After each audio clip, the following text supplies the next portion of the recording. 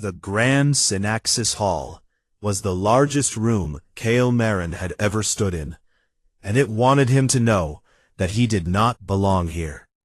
12 thrones sat in a wide circle under a ceiling made of living crystal that shifted colors with each speaker's voice, and every throne was carved from a material sacred to the species it represented: bone, metal, glass, living wood, frozen light. And at the very edge of the circle, pushed slightly back as if it were an afterthought, sat a simple steel chair with no decoration at all. That was humanity's seat. The 13th chair, they called it, and the way they said it always carried a small and cruel smile behind the words.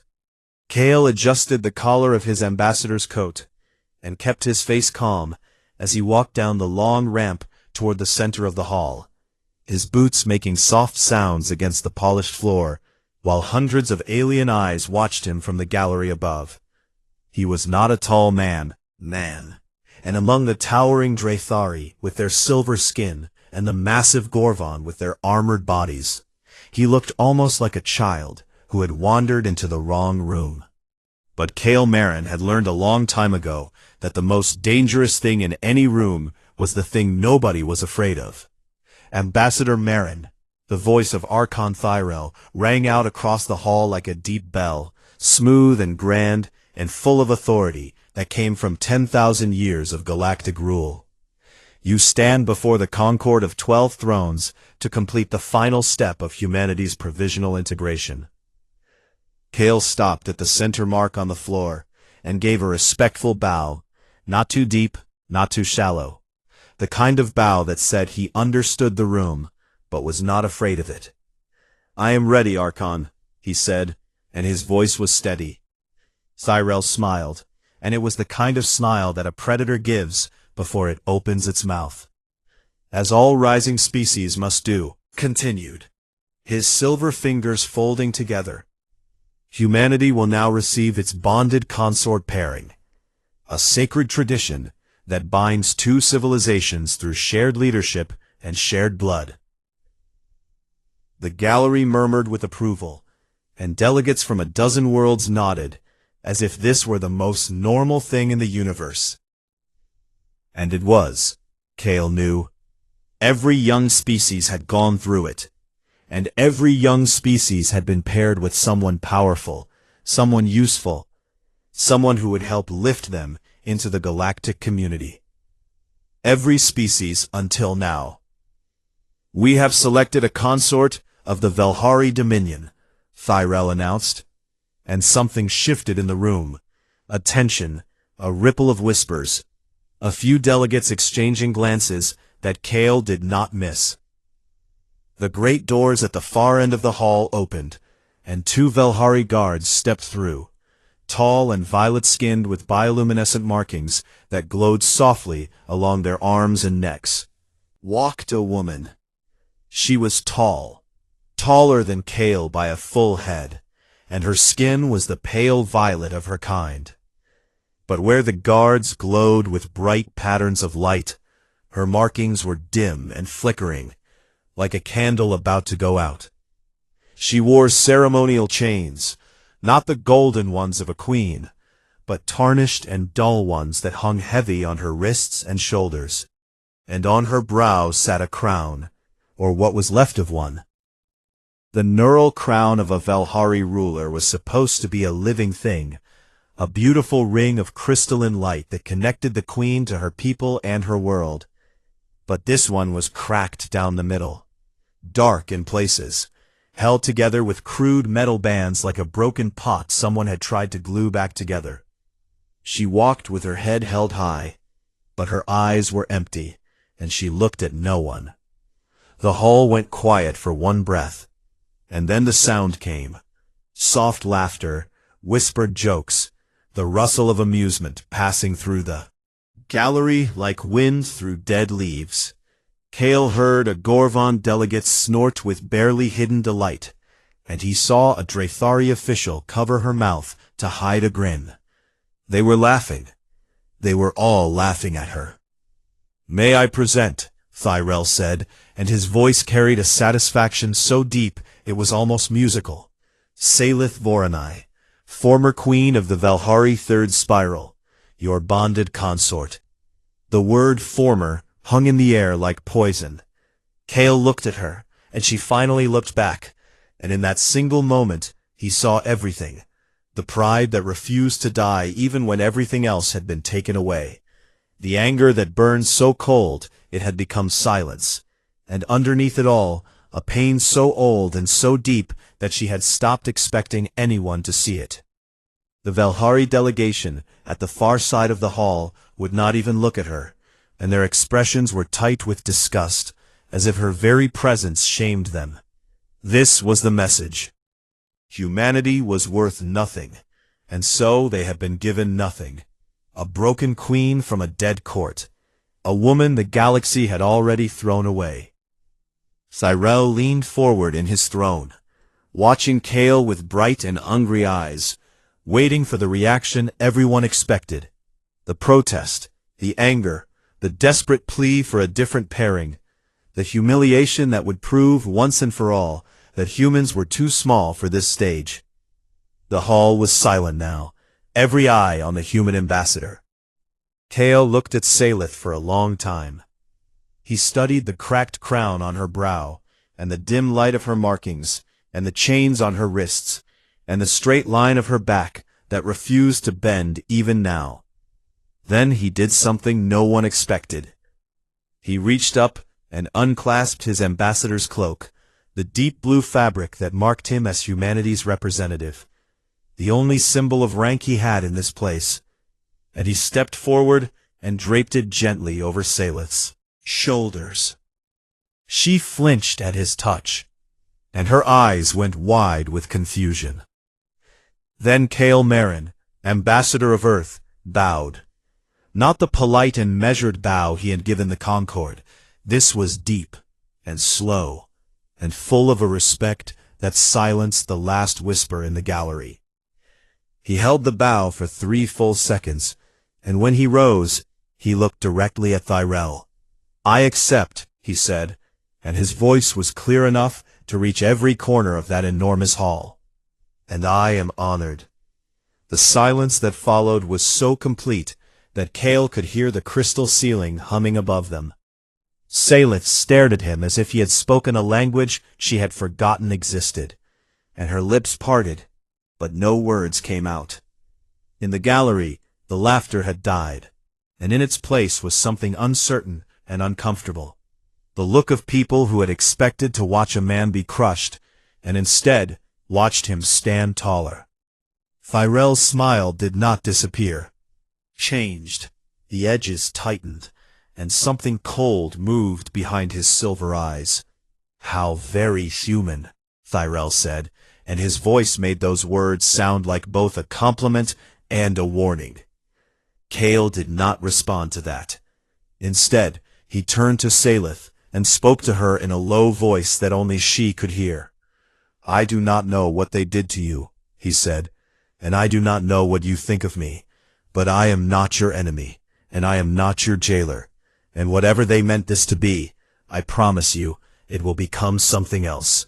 Salith looked at him with those empty eyes, and for just one moment, something flickered there. Not hope, not yet, but the memory of what hope used to feel like. "You are a fool," she whispered. "Probably," Kale said, and something in his expression was almost warm, "but I am a very stubborn one." He offered her his arm the way humans do, a simple gesture, an invitation, not a command. She did not take it, walked beside him, as they left the hall together. And that was enough for now. Behind them, Tyrell sat in his throne and watched them go, and the satisfaction on his face had been replaced by something else entirely. A quiet and growing unease, the feeling of a man who had set a trap and was beginning to wonder if the wrong creature had walked into it. The quarters they had been given were an insult wrapped inside another insult. 2 small rooms connected by a narrow hallway on the lowest residential level of Pale Meridian, with thin walls, dim lighting, and a window that looked out at nothing but the station's recycling vents. The kind of place you would put someone you wanted to forget about. Cale set down his bag and looked around without any change in his expression. And then he began to unpack, as if this were the finest suite on the station. Salith stood in the doorway of her room and watched him with narrow eyes. "You are not angry," she said, and it was not a question, but an accusation. "About the rooms?" Cale asked, as he set a small data pad on the table. "About everything," she said, and her voice was sharp and cold, like a blade kept too long in the dark. "About being made a joke in front of the entire Concord. About being chained to a disgraced Vorshame who cannot give you anything.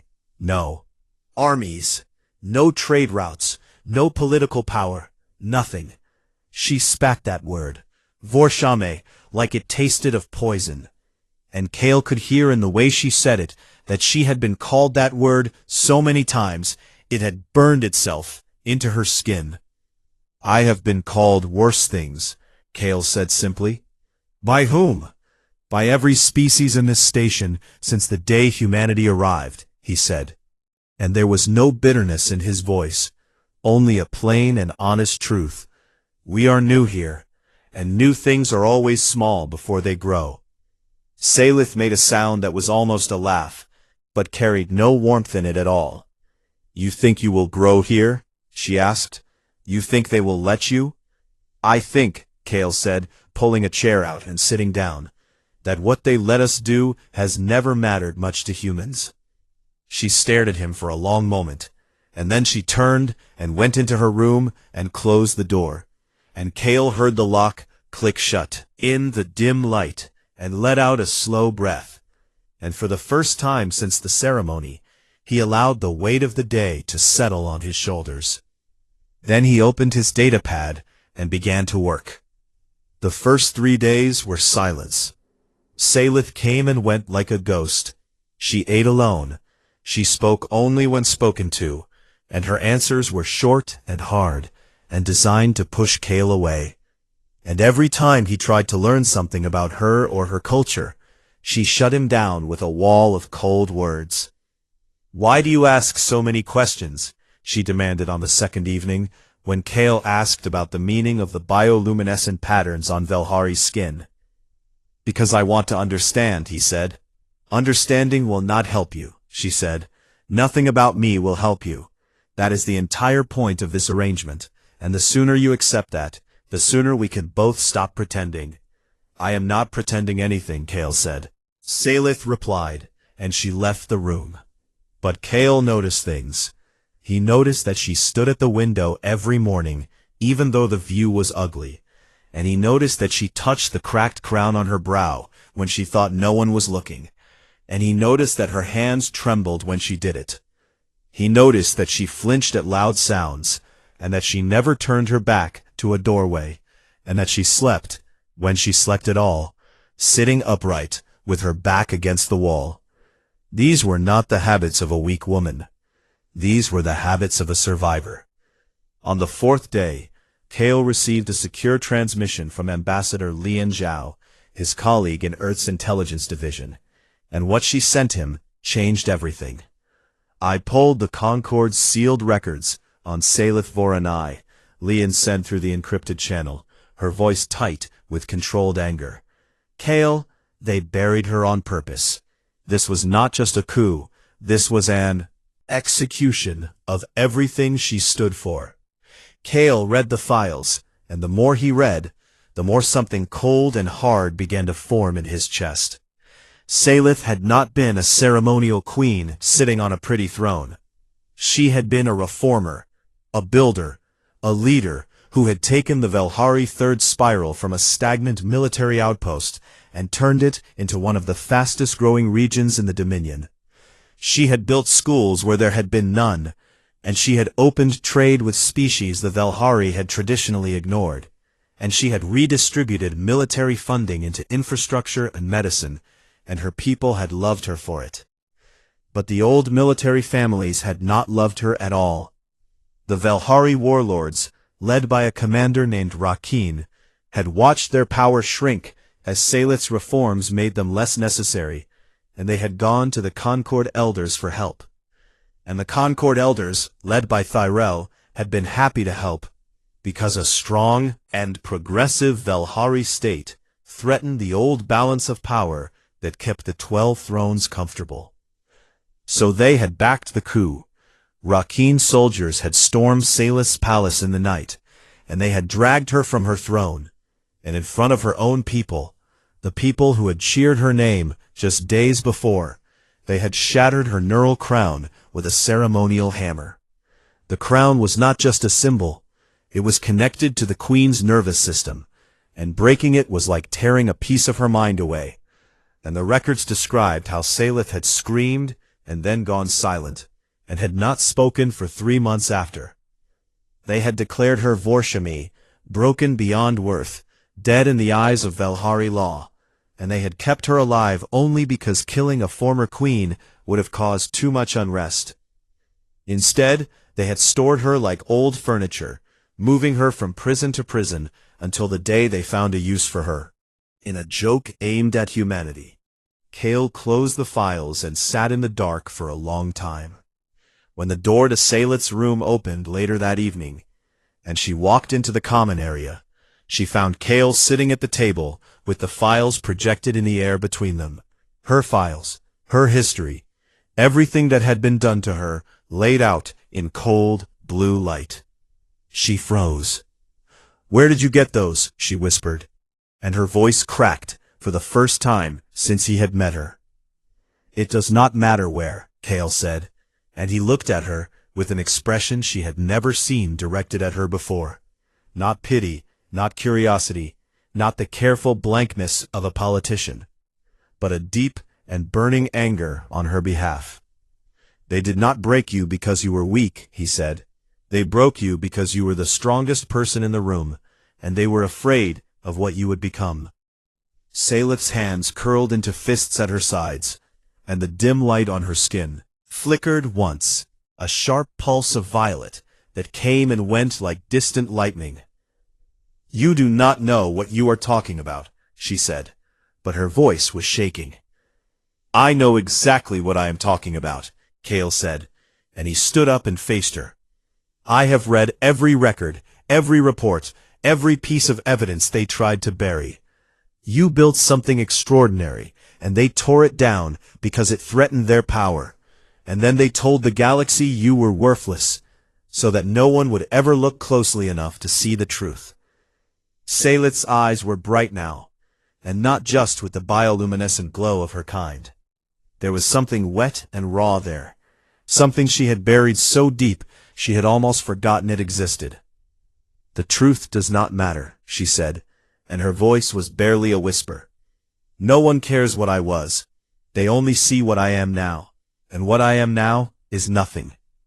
Kale shook his head. "You are wrong," he said, quiet, but it carried a weight that filled the small room. "They did not give me a broken queen. They gave me the most dangerous woman in the Concord, and they were too stupid to realize it." The silence that followed was not empty. It was full, like the space between a heartbeat, like the moment before lightning strikes.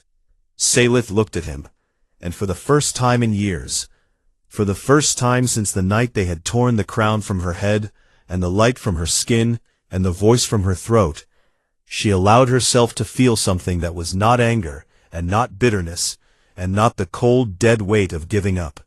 It was small, and it was fragile, and it frightened her more than anything Rakeen had ever done to her. But it was there, a flicker, a possibility. "You really are a fool," she said, but this time the word came out softer. "Yes," Kale said, and something in his expression was almost warm. "But I am your fool now, and that is their problem."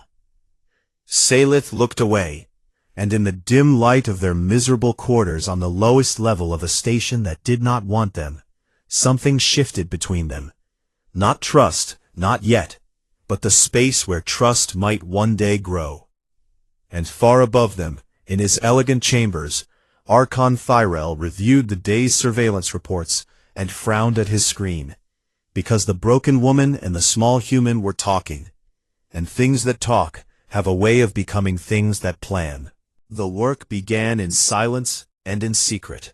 Every night, after the station dimmed its lights to simulate the cycle of a star it did not orbit, Kale and Salith sat at the small table in their quarters, and they planned. Kale brought the strategy, the human way of thinking that had confused and frustrated alien diplomats since the day Earth's ships first appeared at the edge of known space. Humans do not think in straight lines, Kale explained one evening as he laid out a web of connections on his datapad, showing trade routes and political alliances and debts owed between a dozen species. We think in webs and in stories and in the long game. We plant seeds today that will not grow for years, and by the time anyone notices the forest, it is already too tall to cut down. Salith brought the knowledge, centuries of Concord politics that no human database could ever capture, the unspoken rules and ancient grudges and fragile egos that held the galactic order. The Morthani Trade Council is furious with the Drahari, she said, tracing a line on the display with one long violet finger. Firel blocked their mining expansion in the Fenris Belt 3 cycles ago, and they have been looking for a way to push back ever since. They just need someone to push with. Then we give them someone, Kale said. Us? Salith raised one eyebrow, and a faint shimmer of light moved across her forehead. A provisional human and a Vorshame? The best alliances, Kale said, are built between people who have nothing left to lose. It was not easy, and it was not fast. Kale began attending Concord functions, the formal dinners, the trade negotiations, the endless receptions where delegates gathered to drink strange liquids and measure each other with careful eyes. He brought Salith with him every time. The first time they appeared together at a reception, the room went quiet, in the way rooms do when something uncomfortable walks through the door. Not silent, but muffled, as if every conversation had been turned down like a dial. Delegates stared, and some whispered, and a few made a point of turning away. But Kale did something that confused them all. He did not hide Salith behind him, and he did not speak for her, and he did not treat her as the broken ornament everyone expected her to be. He walked beside her, and when other delegates spoke to him, he turned to her and asked her opinion.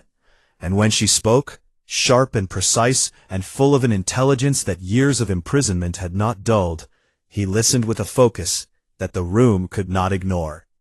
Ambassador Marin, a Gorvan trade minister, said one evening with a smile that showed too many teeth, "Surely you do not let your consort speak for you in matters of economics." "I do not let her do anything," Kale replied calmly. "She was running a stellar economy while my species was still arguing about which side of the road to drive on. If anything, she lets me stand here." The Gorvan blinked, unsure whether to laugh or be offended, and beside Kale, Salith felt something strange and unfamiliar, the feeling of someone choosing to stand next to her instead of in front of her. Weeks passed, and the whispers began to change. Where once the delegates had laughed about the human and his broken queen, they now talked about the human and his sharp-tongued partner, because Salith was sharp, sharper than anyone had expected, sharper than anyone had bothered to check. In a trade negotiation with the Fenari delegation, she identified a clause buried in a 200-page agreement that would have cost the Fenari their shipping rights in 3 systems, a clause that the Drathari had slipped in so quietly that the Fenari's own lawyers had missed it. The Fenari were grateful, very grateful. "That is one ally," Kale said that night as they walked back to their quarters. "One is not enough," Salith said. "One is how it starts," Kale replied, and while the political game played out in public, something else was happening in private. Kale had contacted Lian Zhao with a request that had made her pause for a full 10 seconds before responding. "You want to rebuild a Velhari neural crown," she said flatly through the encrypted channel. "Not rebuild," Kale said. "Improve." "Kale, the neural crown is the most sacred piece of technology in Velhari civilization. It connects the ruler to their people at a biological level, and nobody outside the Dominion has ever been allowed to study one, let alone modify one. Nobody outside the Dominion has ever had a reason to try, Kale said, until now. He sent her the scans he had secretly taken of Salith's broken crown, the fractured crystal, the dead neural pathways, the crude metal bands holding it together. And alongside them, he sent the latest research from Earth's bioengineering labs on neural interface technology. The Velhari crown uses bioluminescent crystal to create a neural network, Kale explained. Our neural interface tech uses synthetic pathways to do the same thing. The architectures are different, but the principles are the same, and if we combine them, you would create something that has never existed before, Lean finished, and her voice had shifted from doubt to something that sounded very much like excitement. Something better than what she had, Kale said. Something they cannot take from her again. Lean was quiet for a moment. I will need 3 weeks and a budget you do not have, she said. I will find the budget, Kale said. How? The Fenari owe us a favor. He did not tell Salith about the project. Not yet, not until he was sure it would work. But she noticed the change in him. The late nights reviewing biological data. Nothing to do with politics. The quiet conversations with Lean that stopped when Salith entered the room. You are hiding something, she said one morning, and her tone made it clear that she did not appreciate secrets. I am, Kale admitted, because he had learned that lying to Salith was both pointless and dangerous. Will it harm me? She asked. No. Will it harm you? Possibly. She studied him with those sharp violet eyes, and the dim light on her skin flickered once. Then be careful, she said, and turned away, and it took Kale a moment to realize that she had just expressed concern for him for the first time since they had met.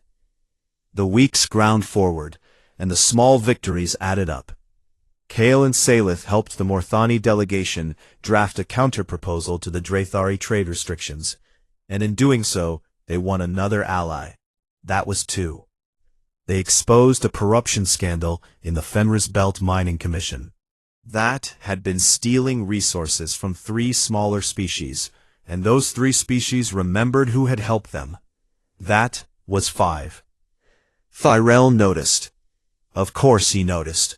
Tyrell had not held power for 10,000 years by being unobservant, and he began to push back in quiet and dangerous ways. Invitations were withdrawn. Meeting rooms were suddenly unavailable, and delegates who had been warming to the human Velhari pair found themselves receiving visits from Dryathari officials, who reminded them, very politely, where their long-term interests lay. He is trying to choke us, Salith said one evening, her jaw tight with frustration. He is trying, Kale agreed, but choking requires a grip, and we are getting harder to hold. And then the message came from Lian Zhao, a single encrypted line that made Kale's heart beat faster. It is done. Kale arranged the delivery through 3 intermediaries and a Fenari cargo ship. Arrived at their quarters, he waited until the station lights had dimmed and the corridors were empty before he opened it. Inside, resting on a bed of dark silk, was a crown. It was not like the old one. It was not pure Velhari crystal, pale and delicate. This was something new, something that blended the shimmering violet of Velhari bioluminescent technology with the clean silver lines of human neural interface engineering, and it hummed with a soft light that seemed to breathe. Kale called Salith into the room. She came through the doorway and stopped, and her eyes locked onto the crown, and every trace of color drained from her face. "What is that?" she whispered. "That is yours," Kale said. "That is not possible," she said, and her voice was trembling, and the broken crown on her brow flickered as if it could sense what lay before her. "A neural crown cannot be rebuilt. Once it is shattered, it is dead. That is the law. That is what they told me." "They told you that because they wanted you to believe it," Kale said. "But we did not rebuild your old crown. We built a new one.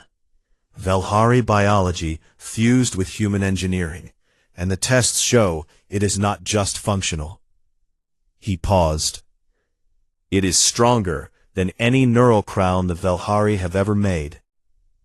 Salith stood perfectly still, and the dim light on her skin began to pulse, slowly at first, then faster, a rhythm that Kale had never seen before. And when she finally stepped forward and touched the crown with shaking fingers, the new crystal responded to her, glowing bright beneath her hand as if it had been waiting for her. She looked up at Kale, and for the first time since he had known her, there were tears on her face. Not tears of sadness, but of something fiercer and more alive.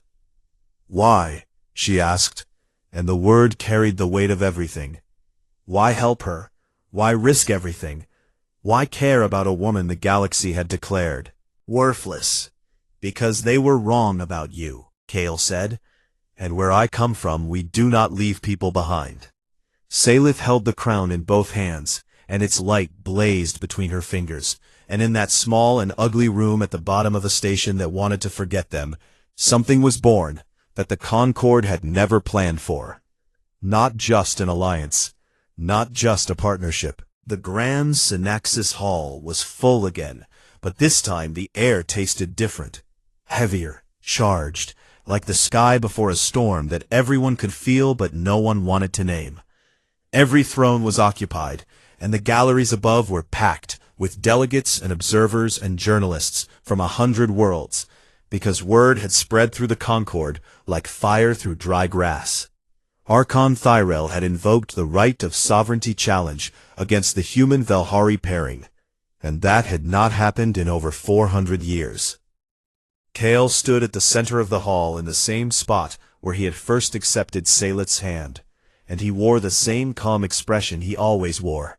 But beneath his steady exterior, his mind was running through every possible outcome, at a speed that would have impressed a combat computer. Beside him stood Salith. She wore no chains this time, and her back was straight, and under her formal cloak, hidden from every eye in the hall, new neural crown weighted against her chest, dormant, silent, biding its time.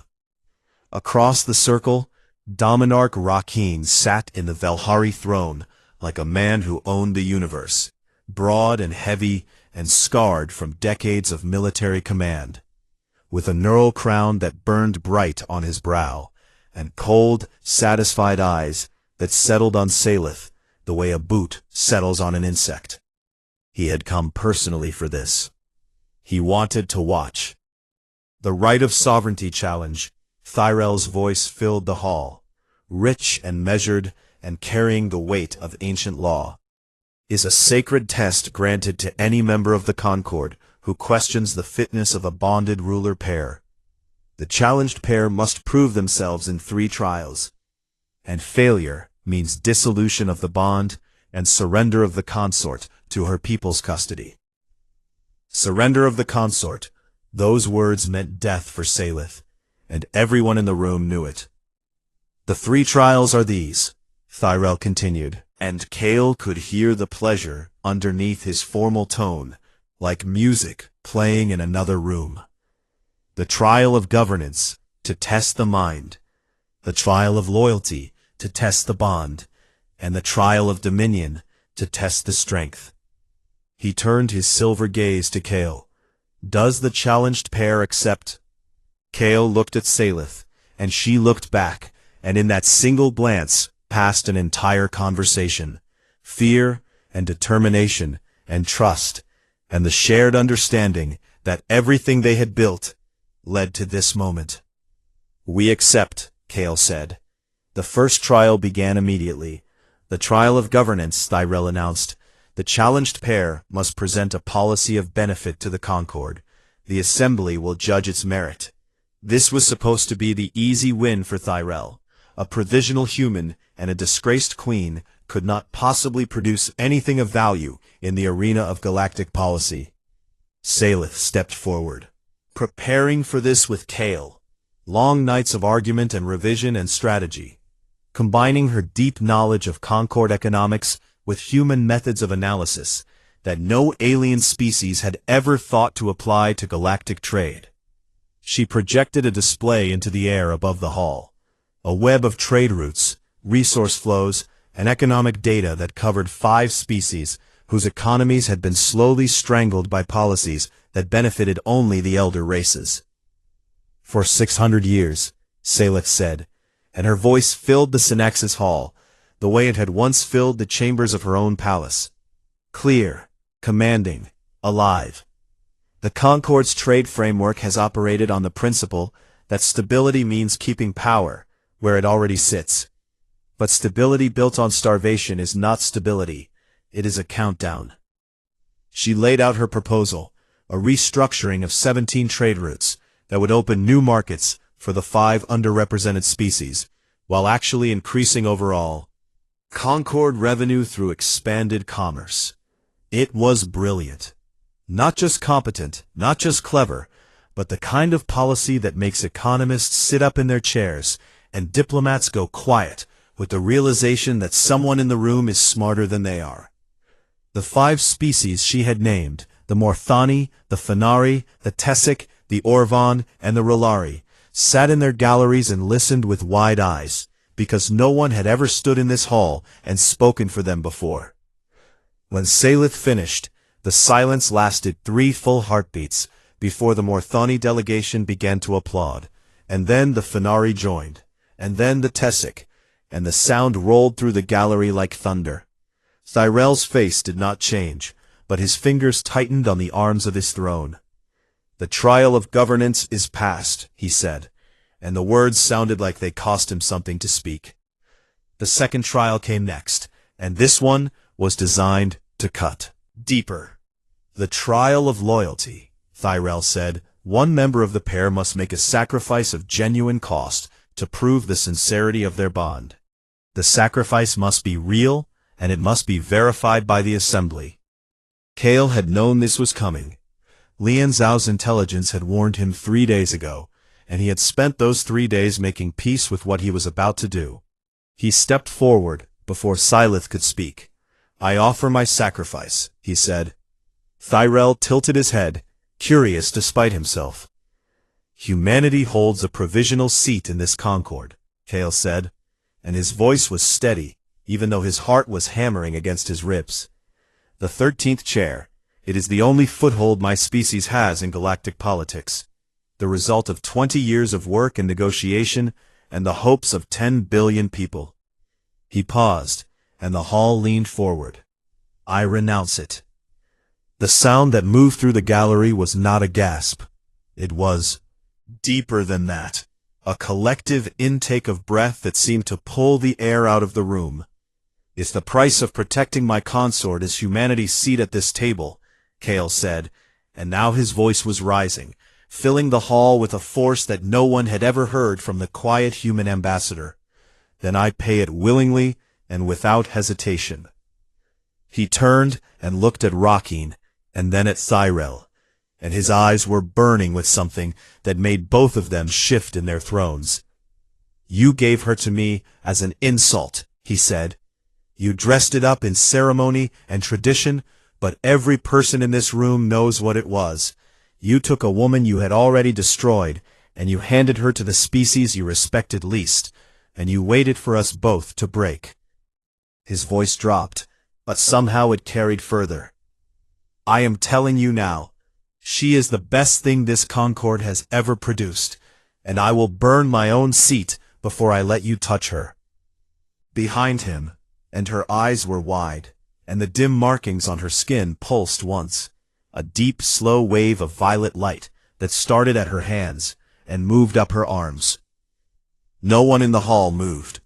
No one spoke.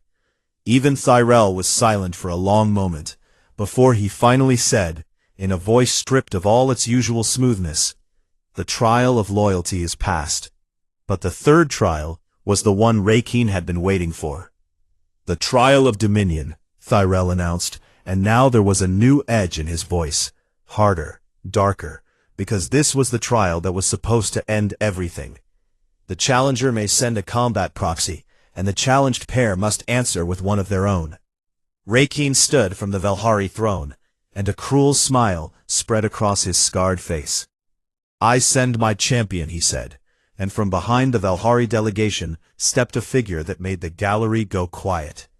He was enormous, a Valhari war captain named Dren Vorath. 7 feet of muscle and armor and violence, with bioluminescent markings that blazed like white fire across his skin, and a neural crown that hummed with aggressive energy. He had killed 11 people in formal combat, and everyone in the room knew his name. Rakeen looked at Kale with open contempt. "Send your champion, human." And then Salix stepped forward. The gallery erupted in whispers. A Vorshame challenging a war captain was unheard of. It was absurd. It was... Salith reached beneath her cloak and drew out the new neural crown. She lifted it to her brow, and as she placed it against her skin where the old broken crown had sat for so many bitter years, something happened that no one in that hall would ever forget. The crown connected. It fused with her neural pathways the way a river meets the sea, not with force, but with a rightness that shook the air itself. And the crystal blazed to life, with a light so bright and so fierce that delegates in the front rows raised their hands to shield their eyes. And then Salith's markings ignited. Not the dim and flickering traces that had shamed her for years. These were new, amplified by the hybrid technology, human engineering, supercharging Velhari biology, beyond anything the species had ever achieved. Her skin erupted in patterns of blazing violet and silver light that ran from her fingertips to her face, and her eyes burned with a radiance that turned them into twin stars, and the cracked and tarnished chains of her old identity fell away like dead leaves in a wind. She stood in the center of the Grand Synaxis Hall, and she was not a broken queen anymore. She was a force of nature wrapped in light. Dren Vorath hesitated for just 1 second, but in combat, a second is a lifetime. And then he charged. What happened next lasted less than 30 seconds. Salith moved like something between a dancer and a storm. Crown fed her power she had never felt before. Not just the old connection to her people, but something sharper, faster, a human-designed neural network that processed combat data in real time and translated it into movement and force. She dodged Vorath's first strike by a margin so thin it looked like magic, and she redirected his momentum with a technique that used his own massive weight against him. And when he spun to face her again, she was already inside his guard. Her hand closed around his neural crown, and she pulsed a frequency through it that every Velhari in the room recognized, the sovereign override, a signal that only a true queen's crown could produce. Vorath's markings went dark. He dropped to one knee, not from pain, but from biological compulsion, his body recognizing the authority of a crown more powerful than anything it had ever felt before. The hall was silent.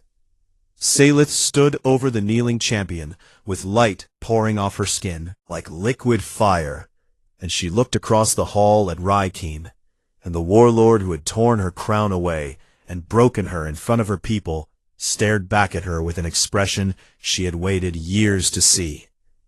Fear. Pure and absolute and uncontrollable fear.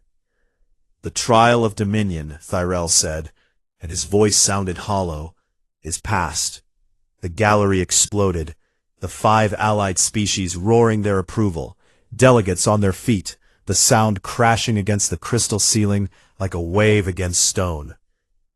Kale stood at the edge of the circle and watched Salith blaze in the center of the hall, and something warm and fierce expanded in his chest, and he thought about all the people who had laughed when they saw her in chains, all the people who had called her worthless, all the people who had looked at humanity and seen nothing but a small species sitting in a joke of a chair.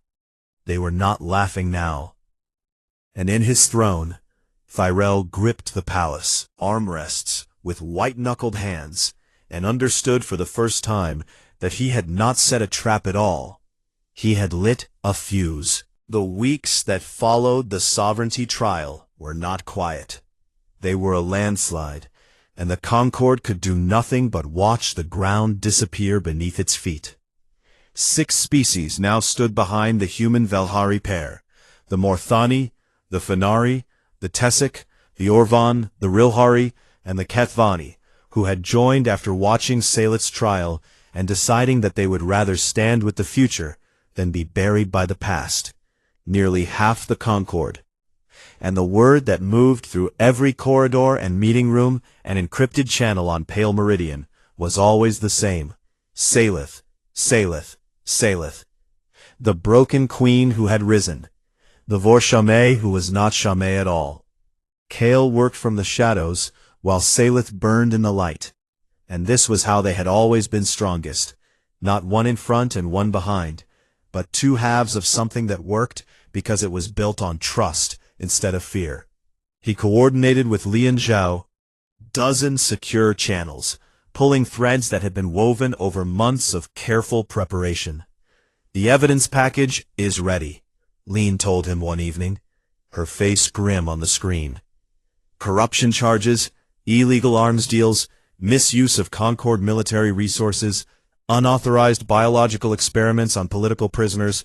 Kale, the things Rakeen did after the coup are enough to bring charges under 6 different Concorde statutes. "And Thyrell?" Kale asked. "We have records of 3 encrypted communications between Thyrell and Rakeen in the month before the coup. Authorization codes, strategic advice, and a promise that the Concorde would look the other way when Saleth was removed." Kale closed his eyes for a moment. "That means the Concorde itself sanctioned the overthrow of a sovereign queen," he said. "That is exactly what it means," Lian confirmed. "Release it." The evidence hit the Concorde like a comet.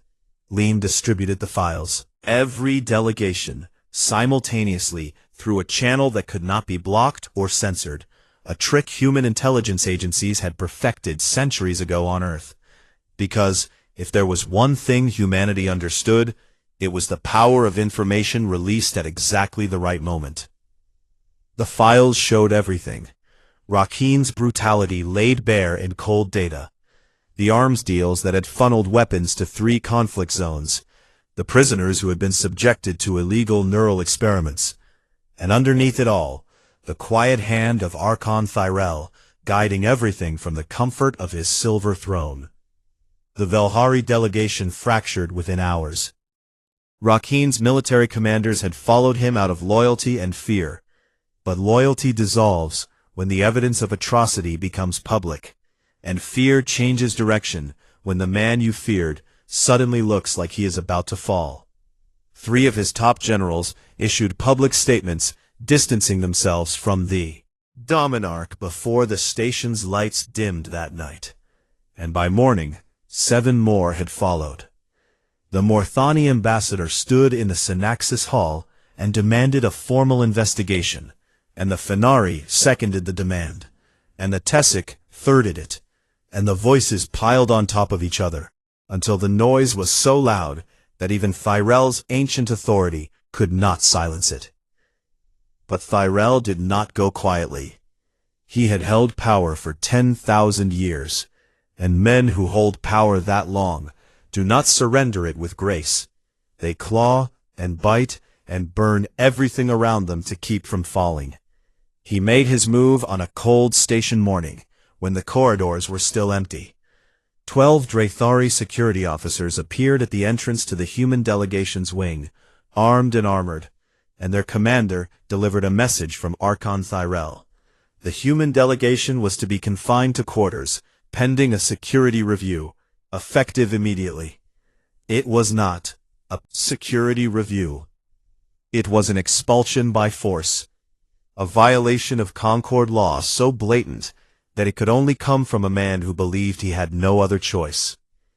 But Thyrell had miscalculated, badly, because the Concorde was not his personal empire, and the other species were watching, and what they saw was an elder statesman using military force against a provisional member because he could not beat them with words. The Morthani ambassador called it what it was, an act of tyranny. The Fenari called it an act of war. The Kethvani simply moved their own security forces to the human wing, and dared the Drethari to push through them.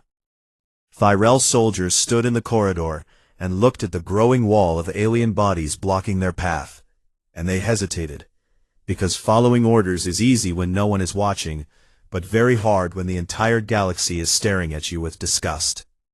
By noon, they withdrew. Tyrell's last move had not just failed, it had turned every undecided species against him, and the coalition that Kael and Salith had built over months of careful work suddenly doubled in size overnight. And on the Velhari homeworld, something even larger was happening. The evidence of Rakin's crimes had reached the people, not just the military, not just the politicians, but the ordinary citizens who had watched their queen be torn down and had been told to forget her. They had not forgotten. The protests began in the capital and spread outward like ripples in still water, millions of Velhari taking to the streets with bioluminescent markings blazing in patterns that had not been seen in a generation. The patterns of the old queen, Salith's patterns, worn in solidarity and defiance. Rakin ordered his remaining loyal forces to suppress the protests, but his remaining loyal forces amounted to less than a third of the military, and the rest refused to fire on their own people. Arrested in his own throne room by his own palace guard, and the image of the Dominarch being led away in chains, the same tarnished chains that Salith had once been forced to wear, traveled across the galaxy at the speed of light. The Concord convened an emergency session. Every throne was occupied except two. The Drethari throne, where Tyrell sat isolated and surrounded by the silence of a man whose allies had evaporated, and the Velhari throne, which sat empty because no one had the authority to claim it. No one except one person. Salith Voronai entered the Grand Synaxis Hall for the last time, wearing not the tarnished chains of Vorshame, but the full ceremonial armor of a Velhari sovereign. And on her brow, the hybrid neural crown blazed with a light so bright it cast shadows across the crystal ceiling.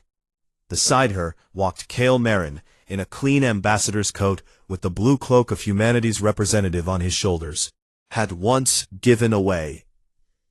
The Morthani delegation had returned it to him, cleaned and pressed, with a note that read simply, "You earned this."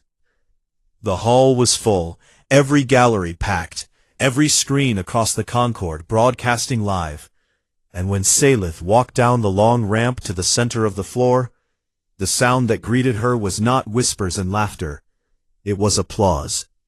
The roar started with the 5 species who had stood with her from the beginning, and it spread outward until the hall shook with it. And delegates who had once sneered at the broken queen now rose to their feet because they recognized what they were looking at, not just a survivor, but a leader. The formal ceremony was brief, because Velhari tradition values action over words. A representative of the Velhari people, chosen by the citizens, not the military, stepped forward with the ancient words that had not been spoken in 300 years. "Who claims the Dominion?" "I claim it," Salith said, and her voice was like the light on her skin, blazing, unbreakable, alive. "By what right?" "By the right of the people who chose me, and the strength of the crown I carry, and the bond I share with the one who stood beside me when no one else would." She looked at Kael, and he looked back, and in that glance was everything: the insult that became an alliance, the broken crown that became a beacon, the quiet human who saw what a galaxy full of ancient civilizations had been too blind to notice.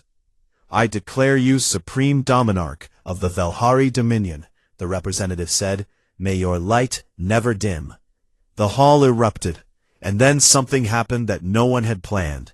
The Morthani ambassador stood and called for a vote, a formal vote to elevate humanity's provisional seat to a full and permanent throne in the Concord.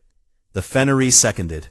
The Tessic called the vote, voted in favor immediately, and then a 7th, and then an 8th, and by the time the count was done, only the Draythari had voted against, and even among their own delegation, 3 members had broken ranks to vote yes. The 13th chair was no longer a joke. It was a throne. Kale stood in the hall and felt the weight of it settle onto his shoulders. Not just the honor, but the responsibility, the knowledge that 10 billion humans were counting on what happened next, and that the road ahead would be long and difficult and full of new challenges. But they had a seat at the table now, a real one, and they had earned it not with warships or threats or conquest, but by doing the most human thing possible, seeing someone the universe had thrown away and choosing to believe in them. The celebrations went on for hours, but eventually the hall emptied and the lights dimmed and the noise faded to silence. Kale found Salith standing on the observation deck, on the upper level of Pale Meridian, looking out at the stars through a window that stretched from floor to ceiling. Her crown glowed softly in the dark, and the bioluminescent patterns on her skin pulsed with a slow and steady rhythm, the rhythm of peace, of certainty, of a woman who had finally come home to herself. He stood beside her, not behind, not in front, beside, and for a long time neither of them spoke. "They gave me to you to destroy you," Salith said at last, and her voice was quiet and full of something that might have been wonder. "I know," Kale said, and he smiled, a real smile, the kind that reached his eyes. Worst mistake they ever made. She looked at him, and the light on her skin brightened, and she took his hand in hers, her long violet fingers wrapping around his smaller human ones. And the warmth of the contact was real and solid, and proof that some things in the universe could not be calculated or predicted or adjusted. Controlled. Below the observation deck, the stars stretched out in every direction, ancient and enormous and full of civilizations that had existed for thousands of years before humanity had ever looked up at the night sky and wondered. And now among those stars, in a galaxy that had tried to make them small, a human and a queen stood side by side and looked out at everything they had built from nothing. The galaxy had wanted to teach humanity a lesson about knowing its place. Humanity had taught the galaxy a lesson instead, that the measure of a species is not in how much power it takes, but in what it does with the power it gives away.